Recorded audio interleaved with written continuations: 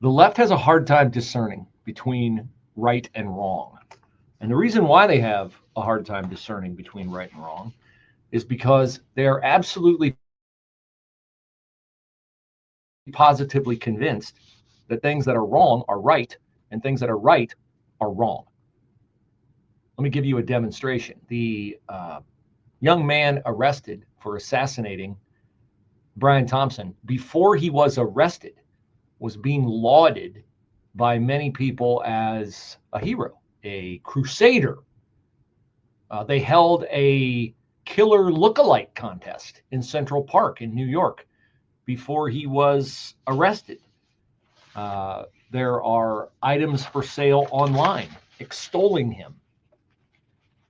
This is a cold-blooded assassin, not a hitman, an Ivy League educated, privileged elite, valedictorian of an exclusive private school in Maryland, whose family owned country clubs, healthcare facilities, and other things.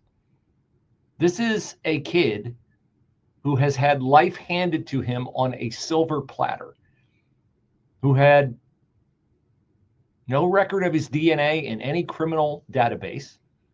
So he's never been arrested for anything.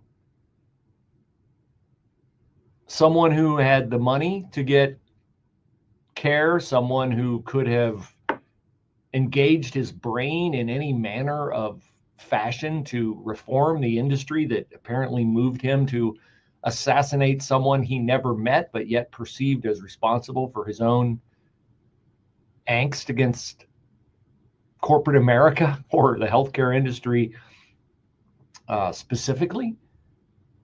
This is someone who is so wrong in his approach to life and his blindness to how fortunate he is. But the left thinks he's right. If you don't believe me, listen to Taylor Lorenz. And if you don't know who Taylor Lorenz is, Taylor Lorenz made a lucrative living and raised her profile nationally as someone who worked for the New York Times first and the Washington Post. What was her specialty at those two places? It was doxing conservatives. We now know who is behind the X account Libs of TikTok because Taylor Lorenz investigated Chaya Raichik and put her address online so that Chaya Raichik, who all she did was post content from whack jobs from their own TikTok accounts, that was Chaya Raichik's crime, that she dare expose people who self-exposed their lunacy. That's who Taylor Lorenz is. Here she is on with Piers Morgan yesterday, having written a Substack column because she's since lost her job because finally she went far enough off the deep end that both the New York Times and the Washington Post decided to part company with her. Here she is yesterday, Taylor Lorenz, on with Piers Morgan of CNN, confessing to a shocking reaction to the assassination on the streets of Midtown Manhattan of United Healthcare CEO Brian Thompson. This issue of Brian Thompson, one of the top healthcare executives in the country, I'm just curious why your first reaction would be to his cold-blooded execution. And people wonder why we want these executives dead. And then you later commented with people giving you a lot of blowback. I'm not alone, you said. Healthcare executive down with party balloons was on an X post that you commented on. Why would you be in such a celebratory mood about the execution of another human being? Aren't you supposed to be on the caring, sharing left where, you believe in the sanctity of life? I do believe in the sanctity of life. And I think that's why I felt, along with so many other Americans, joy, unfortunately, because it feels like... Serious? I mean... Joy in a man's execution? Maybe not joy, but certainly not empathy. Because again... We're watching the footage. How can this make you joyful?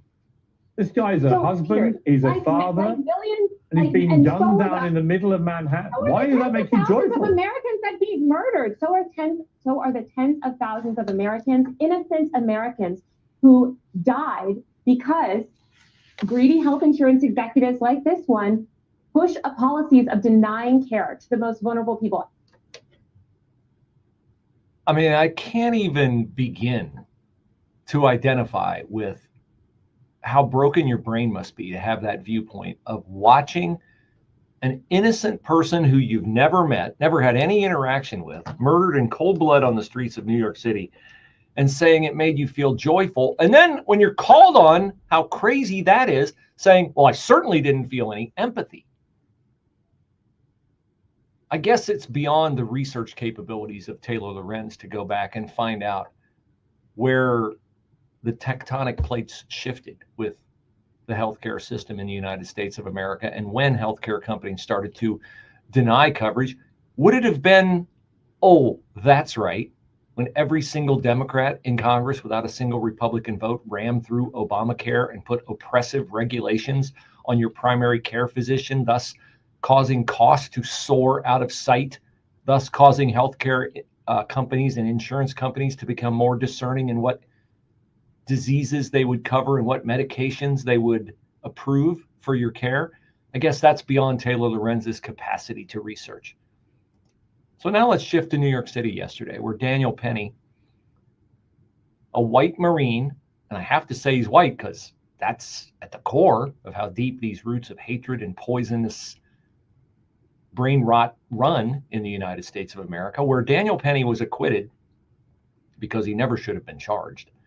After Alvin Bragg, our old friend from the magnifying Donald Trump's payment to Stormy Daniels into 34 felony counts, Alvin Bragg brought charges against Daniel Penny for manslaughter, and then when he couldn't get a jury verdict on that, he dropped them and thought he could strong-arm the jury into a negligent homicide ruling, which in fact the jury rejected after 1 hour of deliberations, no doubt tired of Alvin Bragg's partisan prosecution nonsense.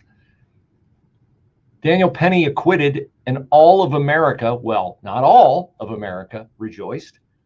Here is Hawk Newsom, the head of BLM in New York City, reacting to the Daniel Penny verdict. We need some black vigilantes. That's right. People want to jump up and choke us and kill us for being loud. How about we do the same when they attempt to oppress us? Right. I'm tired.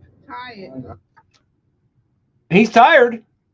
He's apparently not tired of psychos on the New York subway terrorizing riders, moms, babies, elderly people who Jordan Neely had a long criminal record of attacking as he lived on the streets, not with his dad, who is now suing Daniel Penny. By the way, here is Jordan Neely's dad. I just want to say, I miss my son. My son didn't have to go through this. I didn't have to go through this either. It hurts. Really, really hurts. What are we going to do, people? What's going to happen to us now? I had enough of this. The system is rigged. Mm-hmm. Come on, people. Let's do something about this. I have an idea. Maybe as a father, you should care enough for your son while he's living on the streets, immersing himself in drugs and other things that degrade him to the degree that he threatens people on the subway. Maybe you should take him into your house and care for him rather than wait until he's